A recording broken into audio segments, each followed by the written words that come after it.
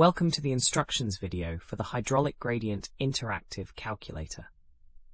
This tool helps you calculate the rate of energy loss in fluid systems by determining how hydraulic head changes over distance. It's essential for pipeline design and groundwater flow analysis. To use this calculator, you'll need to enter three values. First, input the upstream hydraulic head in meters. This is the total head at the starting point. Let's enter 50 meters. Next, enter the downstream hydraulic head, the total head at the end point. We'll use 45 meters. Finally, input the distance between these two measurement points. Enter 100 meters for our example. Click Calculate to see the hydraulic gradient, which represents the slope of the energy line.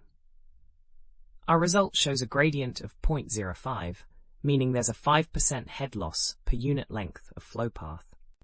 We have thousands of other free engineering calculators on our website. Head over and check them out.